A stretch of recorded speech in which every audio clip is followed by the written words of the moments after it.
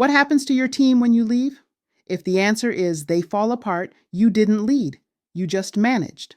Let me tell you what real leadership legacy looks like.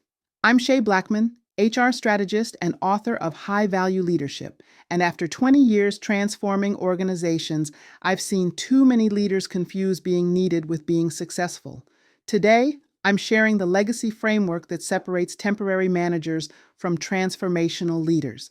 Let me tell you about Marcus, Chief Executive Officer of a major retail chain, 7 years of consecutive profit growth. Wall Street darling, 5 years after retirement, the company was in shambles. Toxic culture, zero innovation, talent fleeing to competitors.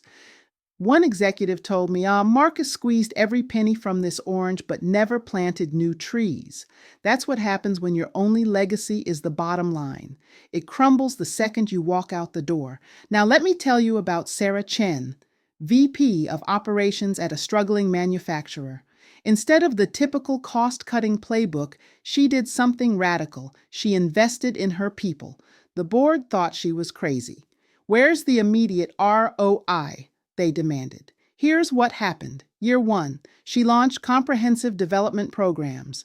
The board panicked. Year 3, innovation program generated $2 million in savings. Employee engagement up 40%.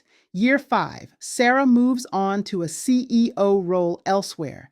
Year 10, I visit the company. Her programs didn't just survive, they expanded. They named their leadership center after her. But here's the kicker. The current CEO told me, Sarah taught us that people aren't costs to minimize, they're assets to develop. That is legacy. It's not what you achieve, it's what keeps achieving after you're gone. The 4 pillars of real legacy. First, human development. How many people became better because of you? Second, cultural transformation. What behaviors and values outlast your tenure? Third, innovation legacy. Did you create environments where new ideas flourish? Fourth, the ripple effect. Do the leaders you develop go on to develop others? I learned this myself the hard way. Early in my consulting career, I measured success by how much my clients needed me. Then I realized I wasn't building leaders. I was creating dependencies. That's not leadership. That's expensive babysitting. Real legacy takes courage. Why? Because the most important impacts can't be measured quarterly. Your board wants immediate returns. Analysts obsess over earnings, but you're playing a longer game. The daily decision.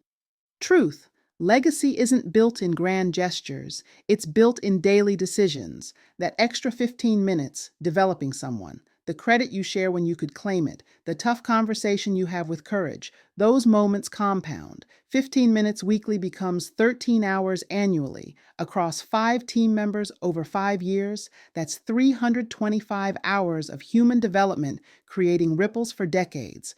Ready to build a legacy that matters?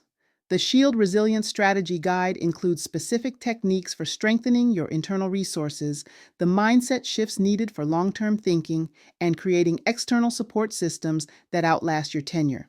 It's free, link below. Here's my challenge. In the comments, tell me, if you left your role tomorrow, what would continue thriving? What would struggle?